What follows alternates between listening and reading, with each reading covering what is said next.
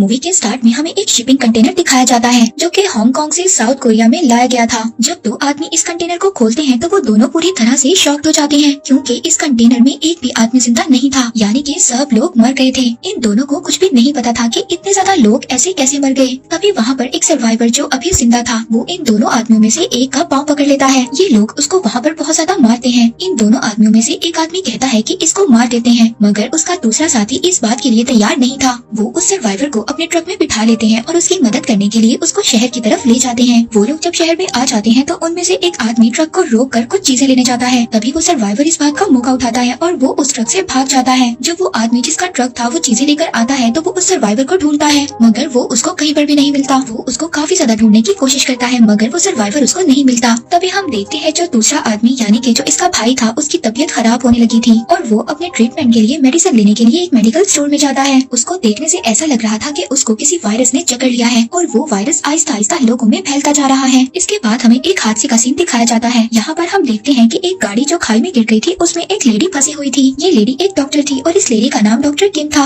अब डॉक्टर किम को बचाने के लिए एक फायर फाइटर आता है, इसका नाम होता है जीगू। वो डॉक्टर किम को बचा लेता है और बचा कर बाहर ले आता है। तभी हम देखते हैं कि जीगू को डॉक्टर किम पसंद आ गई थी। अब दूसरे दिन डॉक्टर किम दोबारा से जीगू को उसी जगह पर बुलाती है जहाँ पर उसके साथ हादसा हुआ था और जीगू को कहती है कि मेरा बैग नीचे रह गया है, जाओ जाकर लेकर आओ। अब जीगू डॉक्टर किम की बात को कैसे टाल सकता था। वो वहाँ पर अपने एक और साथी को बुलाता है और उसकी मदद से नीचे जाता है। नीचे जाकर डॉक्टर किम का बैग ले आता है। अब जब उसका बैग लेकर वो आ जाता है तो उसके बैग में जो फोन था वो रिंग करने लगता है। ये कॉल डॉक्टर किम की बेटी की होती है। किम तो वहाँ पर नहीं थी, इसलिए जीगू ये डिसाइड करता है कि वो किम का बैग उसकी बेटी को दे आएगा। अब यहाँ पर हमें ये बात भी पता चलती है कि किम की शादी हो चुकी है और उसकी एक बेटी भी है, मगर उसके हस्बैंड ने उसको काफी टाइम पहले छोड़ दिया था और वो अब अपनी सिर्फ बेटी के साथ रहा करती थी। उसकी बेटी का नाम मीरू था। जीगू जब मीरू से मिलता है पहले तो वो उससे बात नहीं करती, मगर जब जीगू उसको थोड़ा सा अच्छा लगता है तो वो अपनी मदर का बैग उससे ले लेती है। अब जीगू अपनी कार में वापस जा रहा होता है। तभी हम देखते हैं कि जीगू के पास जो बस जा रही थी उसमें एक आदमी बहुत जोर जोर से खांस रहा था। इसका मतलब ये है कि ये वायरस अब आहिस्ता आहिस्ता फैल रहा था। दूसरी तरफ जब किम की बेटी घर वापस आ जाती है तो वो अपनी मदर को उनका बैग देती है। वो देखकर बहुत ज्यादा खुश होती है और पूछती है कि ये तुम्हें कहाँ से मिला। तभी वो बताती है कि मुझे जीगू नाम के एक अंकल ने ये बैग दिया है। किम इस बात को समझ गई थी कि ये वही फायर फाइटर है और वो दिल ही दिल में उसका शुक्रिया अदा करती है। अब किम और उसकी बेटी दोनों मिलकर एंजॉय कर रही होती हैं। तभी किम को हॉस्पिटल से कॉल आती है कि एक बहुत बड़ी इमरजेंसी है, एक अजीब सा केस है, जल्दी से हॉस्पिटल आ जाएं। अब किम अपना फर्ज निभाने के लिए हॉस्पिटल चली जाती है। वो रास्ते में अपनी मदर को भी कॉल करती है कि आप मीरू के पास चले जाएं, वो घर में अकेली है। जब वो हॉस्पिटल के सीन को देखती है तो हर तरफ भगदड़ मची हुई थी। तभी हम यहाँ पर वही पेशेंट देखते हैं। वो कोई और नहीं था बल्कि जो हमने वो मूवी के स्टार्ट में दो भाइयों को देखा उनमें से उसका एक भाई था जिस पर वायरस असर कर गया था और उसकी हालत बहुत ज्यादा खराब थी और उसकी बॉडी में बुरी तरह से रेड रैशेस बढ़ चुके थे। उसके पास से एक फोन भी मिलता है।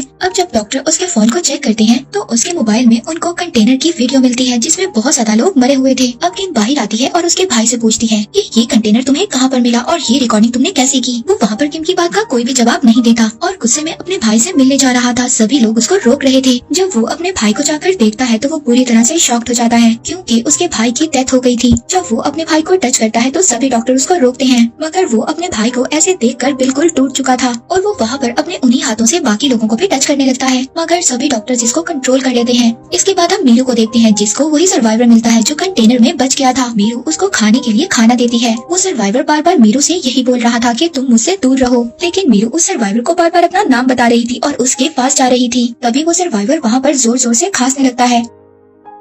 मीरू अब यहाँ पर परेशान हो गई थी। तभी वो अपने जीगू अंकल को कॉल करती है और उनको वहाँ पर बुलाती है। जब वो लोग वहाँ पर दोबारा पहुँचते हैं तो वो सर्वाइवर वहाँ से जा चुका था। हमें बहुत बुरा मंजर दिखाया जाता है जहाँ पर लोग जोर जोर से खांस रहे थे और सभी में एक एक कर ये स्ट्रेंज वायरस फैलने लगा था। अब डॉक्टर्स और पुलिस मिलकर उस कंटेनर को ढूंढ लेते हैं। जब वो उस कंटेनर को देखते हैं तो उसमें काफी ज्यादा लोगों की लाशें थी। वो वहाँ पर उस एरिया को सैनिटाइज करते हैं और उसके बाद उस कंटेनर को जला देते हैं ताकि ये वायरस यहीं पर खत्म हो जाए, मगर ये वायरस पूरे साउथ कोरिया में फैल चुका था। तभी हम देखते हैं कि मीरू अपने जीगू अंकल के साथ एक मॉल में थी। जीगू वहाँ पर मीरू से उसकी मदर का नंबर भी मांगता है ताकि ताकि वो उसको उसकी मदर के पास सेफली भेज सके। तभी हम देखते हैं कि मीरू को खाते हुए नींद आ जाती है और वो सो जाती है। जीकू उसको उठाकर बाहर ले आता है। तभी वो आकर देखता है कि मॉल में हर तरफ भगदड़ मची हुई थी। हर तरफ लोग खांस रहे थे, बेहोश हो रहे थे। तभी जीकू की नजर एक लेडी पर पड़ती है जो कि स्टेयर्स पर खड़ी थी और वहीं पर वो बेहोश हो जाती है। और तभी जीकू मीरू को छोड़कर उस लेडी को बचाने के लिए जाता है। और दूसरी तरफ डॉक्टर की टीम उस आदमी के फोन की रिकॉर्डिंग देख रही थी। तभी डॉक्टर्स को उस रिकॉर्डिंग में वही सर्वाइवर नजर आता है। वो डॉक्टर्स सभी को उस सर्वाइवर की पिक्चर दे देते हैं। वो डॉक्टर्स बताते हैं कि ये वायरस काफी ज्यादा जानलेवा है और इस वायरस का नाम है H5N1 और इस वायरस की वजह से एक आदमी 24 या 36 घंटे में मर जाता है। और ये वायरस सबसे पहले चाइना में आया था। किम जिस हॉस्पिटल में काम करती थी वहाँ पर चीफ सभी डॉक्टर्स और लोगों को बुलाते हैं और इस वायरस के बारे में बताते हैं। डॉक्टर्स उनको बताते हैं कि अगर हमने ये वायरस नहीं रोका तो ये वायरस पूरे साउथ कोरिया और नॉर्थ कोरिया में फैल जाएगा। लेकिन वहाँ के चीफ शहर को बंद करना नहीं चाहते थे। तभी वो लोग विंडो से देखते हैं कि एक पेट्रोल पंप पर बहुत बड़ा धमाका होता है जिसकी वजह से सभी गाड़ियाँ आपस में टकराने लगती हैं। तभी लोग गाड़ियों से बाहर आकर बेहोश होने लगते हैं। तभी वहाँ की गवर्नमेंट ये डिसाइड करती है कि ये पूरे सिटी को इवैक्यूएट कर देंगे और ये सबको इस जगह से कहीं दूर ले जाएंगे। अब सब लोग यहाँ से चले जाते हैं मगर डॉक्टर किम यहाँ से नहीं जाती क्योंकि उसकी बेटी उसके साथ नहीं थी और अब बस एक लास्ट फ्लाइट ही बची हुई थी। तभी वो अपनी बेटी को कॉल करती है और उसका फोन जीकू उठाता है। वो उसको वहाँ पर मॉल के हालात बताता है। वो उसको बताता है कि सभी लोग बुरी तरह से खांस रहे हैं और बेहोश हो रहे हैं। किम उसकी ये बात सुनकर मॉल पहुँचती है। जब वो मॉल जाती है तो वहाँ पर गवर्नमेंट ने लॉकडाउन लगा दिया था, इसलिए हर तरफ अफरा तफरी थी। लोग खाने पर टूट रहे थे। ऐसा लग रहा था कि बस दुनिया खत्म होने वाली है। अब यहाँ पर जीकू मीरू को ढूंढ रहा था। पहले तो वो उसको नहीं मिलती मगर बहुत ज्यादा ढूंढने के बाद वो उसको मिल जाती है। तभी वहाँ पर मिलिट्री आ जाती है और वो सब लोगों को मॉल के अंदर रहने का कहती है। किसी को भी बाहर आने की इजाजत नहीं होती और तभी मॉल का शटर बंद कर दिया जाता है क्योंकि हर चीज को लॉक किया जा रहा था ताकि ये वायरस कहीं और ना फैल सके।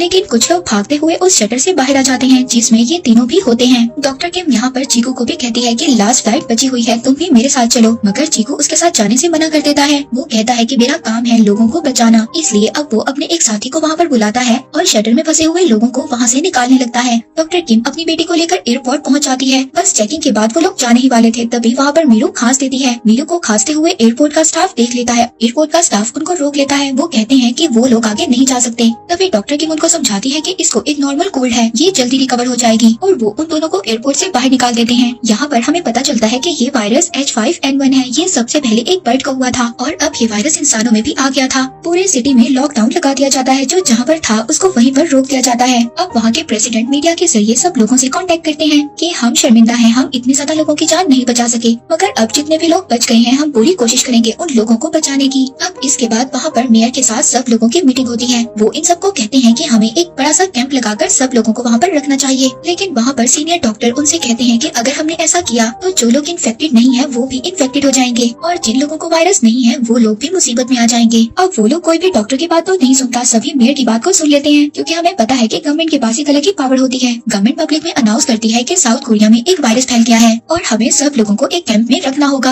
अब ये न्यूज आने के बाद हर जगह पर मिलिट्री फैल जाती है। अब सब लोगों को घरों से निकाला जा रहा था और उस कैंप में रखा जा रहा था। हम देखते हैं कि WHO के हेड और साउथ कोरिया के प्रेसिडेंट दोनों मीटिंग करते हैं। डॉक्टर प्रेसिडेंट को मीटिंग में बताते हैं कि हम जो कर रहे हैं वो बिल्कुल गलत है, ऐसे तो और लोगों को भी वायरस लग जाएगा।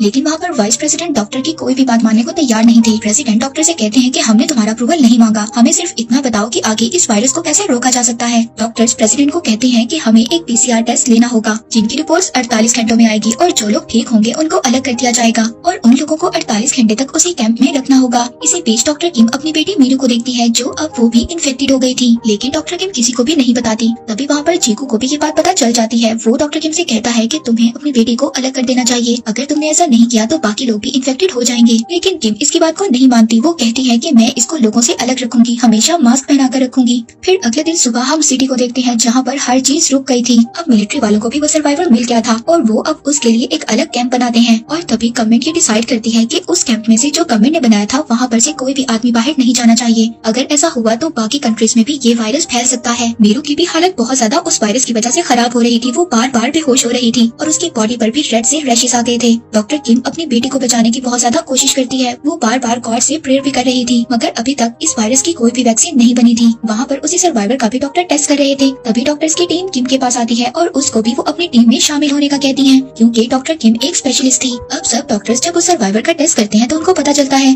कि वायरस होने के बावजूद उस सर्वाइवर को कुछ भी नहीं हुआ और वो बिल्कुल ठीक हो गया और वो इस वायरस से अब बिल्कुल रिकवर हो गया है। इसका मतलब ये था कि उस सर्वाइवर के ब्लड से वैक्सीन को बनाया जा सकता था। इसके बाद वहाँ पर जो डॉक्टर्स थे वो अपने सीनियर डॉक्टर को वीडियो वीडियो कॉल करते हैं और वो अपने सीनियर डॉक्टर से पूछते हैं कि हम इस सर्वाइवर के ब्लड से एक सीरम बनाना चाहते हैं। ये डॉक्टर उनको परमिशन दे देते हैं। फाइनली ये लोग सीरम बना लेते हैं और रिजल्ट भी पॉजिटिव आता है। उन्होंने वो सीरम बना लिया था। वो लोग काफी ज्यादा खुश हो गए थे, लेकिन इस सीरम को लगाने के लिए लोगों को काफी टाइम चाहिए होगा। तभी हम वहाँ पर देखते हैं कि डॉक्टर किम एक सीरम चुरा लेती है। डॉक्टर किम अपनी बेटी को वो इंजेक्शन लगा देती है, मगर तभी वहाँ पर आर्मी के लोग आ जाते हैं। वो डॉक्टर किम पर गुस्सा करते हैं और कहते हैं कि तुमने इसे यहाँ पर क्यों रखा हुआ है, ये बाकी लोगों को भी इन्फेक्टेड कर देगी। और हमें यहाँ पर पता चलता है कि डॉक्टर किम ने अपनी बेटी को इंजेक्शन लगा दिया था, लेकिन वो बेहोश थी। वो आर्मी के लोग मीरू को बेहोश देखकर ये समझते हैं कि वो मर चुकी है और वो उसको वहाँ से ले जाते हैं। डॉक्टर किम को भी वहाँ पर बेहोश कर दिया जाता है। जीकू भी कैंप से बाहर आता है और वो वहाँ पर किम और मीरू को ढूंढने लगता है, मगर तभी वो अपने सामने एक बहुत ही खौफनाक मंजर देखता है। यहाँ पर जितने भी लोग मर गए थे सबको उठाकर एक गड्ढे में डाला जा रहा था, ताकि सब लोगों को जलाया जा सके जो मर चुके थे,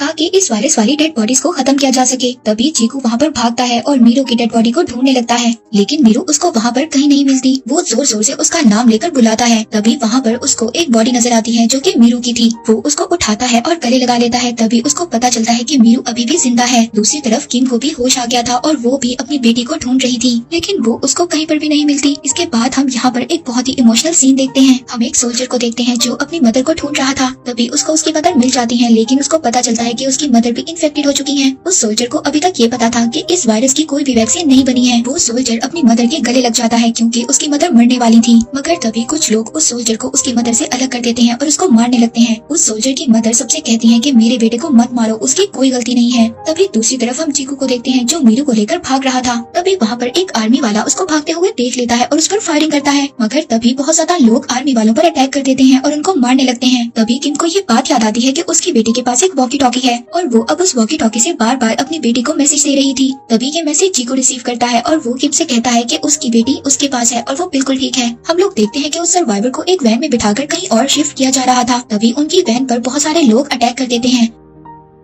उस वैन में डॉक्टर किम भी साथ थी। वो उस सर्वाइवर को वैन से बाहर निकाल लेते हैं और उसको चाकू से मारने लगते हैं। उन लोगों को ये लग रहा था कि इस आदमी की वजह से उनके अपनों की जान गई है। तभी हम देखते हैं कि डॉक्टर उसको बचा लेते हैं और वहाँ से चले जाते हैं। तभी हम बाहर का सीन देखते हैं जहाँ पर लाखों की तादाद में लोग थे और सबके हाथों में अजीब किस्म के हथियार थे। और अब हमें पता चलता है कि वो सर्वाइवर भी मर गया था। वो अकेला था जिसके ब्लड से वैक्सीन बनाई जा सकती थी। तभी वहाँ पर हाईवे के दरमियान में जो लोग थे आर्मी वाले उन पर फायर कर रहे थे और उन लोगों को मार रहे थे। जब ये चीज प्रेसिडेंट देखते हैं तो बहुत ज्यादा गुस्सा होते हैं। वो वहाँ पर सबसे कहते हैं कि ये काम करने का ऑर्डर किसने दिया। तभी वाइस प्रेसिडेंट कहते हैं कि ये ऑर्डर मैंने दिया है, हमें लोगों की जान बचानी है। अगर हमने ऐसा नहीं किया तो पूरा कोरिया सिटी तबाह हो जाएगा। डॉक्टर किम प्रेसिडेंट से वीडियो कॉल करती है और उनको बताती है कि मेरी बेटी मीरू भी अब रिकवर हो गई है और उसके ब्लड से भी वैक्सीन बनाई जा सकती है। ये बात डॉक्टर किम की प्रेसिडेंट मान जाते हैं और उनकी बेटी को क्वारंटाइन से निकालने का ऑर्डर दे देते हैं। लेकिन वहाँ पर अमेरिकन प्रेसिडेंट और WHO के लोग प्रेसिडेंट के ऑर्डर को नहीं मानते। वो इनके ऑर्डर को कैंसिल कर देते हैं। वो कहते हैं कि अगर एक भी आदमी क्वारंटाइन से बाहर आया तो उन पर हम मिसाइल छोड़ देंगे, उनको मार देंगे।